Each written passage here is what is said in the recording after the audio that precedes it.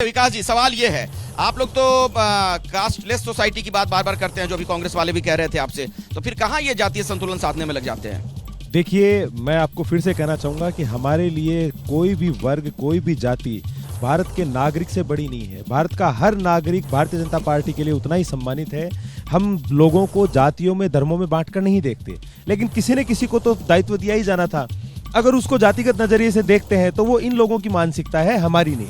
हमने हमारे पार्टी के कर्तव्यनिष्ठ कार्यकर्ताओं को जिम्मेदारी देने का कार्य किया है। उन लोगों को चुना है जिन्होंने पार्टी के प्रति कर्तव्यनिष्ठ रहे, जिन्होंने खुद को कभी आगे नहीं लिया, पार्टी और संगठन को सर्वोपरि माना। वैसे तो सभी ने माना होगा ना, जो लोग रह गए इस कुर्सी की दौड़ में पिछड़ गए, वो नहीं थे क्या कर्तव्यनिष्ठ? देखिए, लेकिन सभी को मुख्यमंत्री नहीं बनाया जा सकता ना। लाखों कार्यकर्ता थे, उनमें से 200 को विधायक का टिकट दिया गया, उनमें से 1 को मुख्यमंत्री का दिया गया, कुछ को उप मुख्यमंत्री का दिया गया। ये तो आप भी जानते हैं कि सभी को प्रतिनिधित्व दिया नहीं जा सकता, किसी ने किसी को तो चुनना पड़ता है, लेकिन उसे हम जाति को वरीयता देकर चुनते हैं, ऐसा बिल्कुल नहीं है। हमारे लिए प्रत्येक जाति, प्रत्येक धर्म अपने आप में मान्यता रखता है और हमने हमेशा सबको मौका देने का कार्य किया। प्रकाश भंडारी जी, आप राजस्थान की राजनीति बखूबी समझते हैं, जरा मुझे ये बताइए, ये जो समीकरण आज देखने को मिला है, एक मुख्यमंत्री और 2 उप मुख्यमंत्री के तौर पर, क्या ये जातीय संतुलन को साधने का प्रयास नहीं दिखता?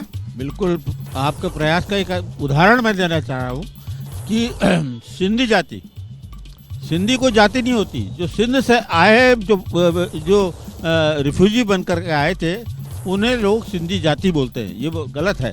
उसके व्यक्ति को भी आज स्पीकर की जगह दी गई है।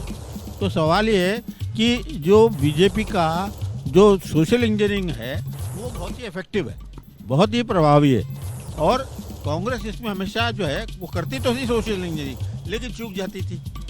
और प्रभावी ढंग से अगर बीजेपी कर रही तो एक बात मुझे और याद आती है कि जब मंडल कमीशन की रिपोर्ट आई थी तो घनश्याम तिवारी जो आज राज्यसभा में बैठे हैं, उन्होंने कहा था कि इस मंडल कमीशन ने तो ब्राह्मणों को दक्षिणा पे पलने वाला ब्राह्मण बना दिया।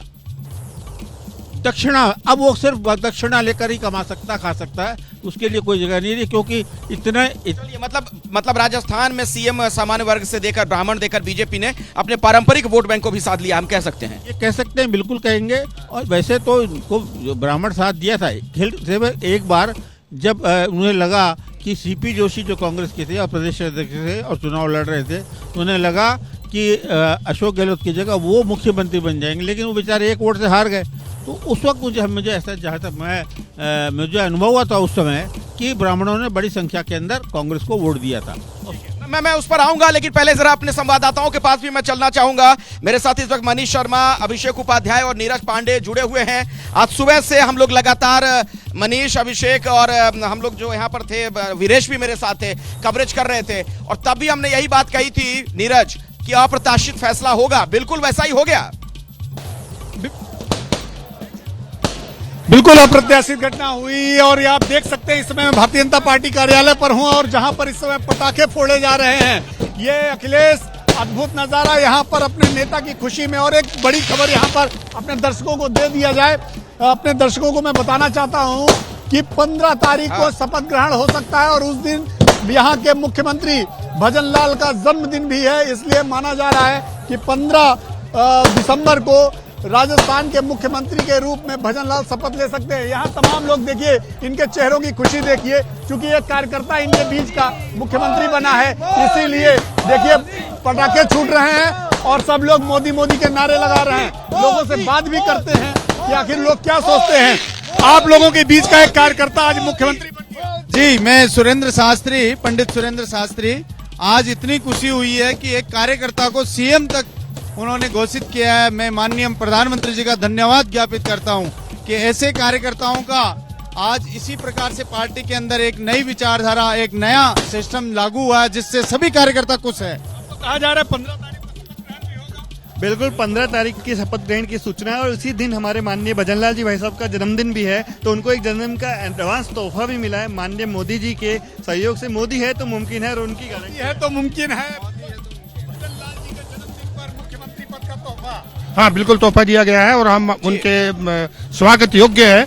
लेकिन मैं, मेरे मत में ये कहना चाहता था कि जो 3 स्टेट हैं, उसमें से एक स्टेट पे महिला मुख्यमंत्री होनी चाहिए थी, क्योंकि भारतीय जनता पार्टी जिससे हम जुड़े हुए हैं उसमें उन्होंने महिला चलिए, ठीक विधेयक है, लाया नीरज, गया था और मैं उसमें था कि लौटूंगा, 30% मैं लौटूंगा नीरज आपके सीटें हैं वो पास, आगे महिलाओं हम के बातचीत रिजर्व। करेंगे, जो वहाँ पर लोग हैं उनकी बात भी हम सुनेंगे।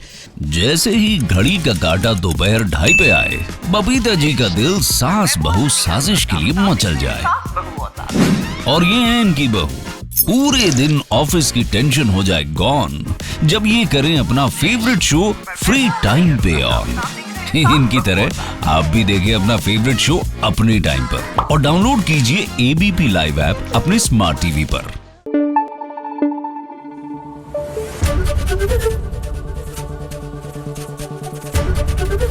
एबीपी न्यूज आपको रखे आगे।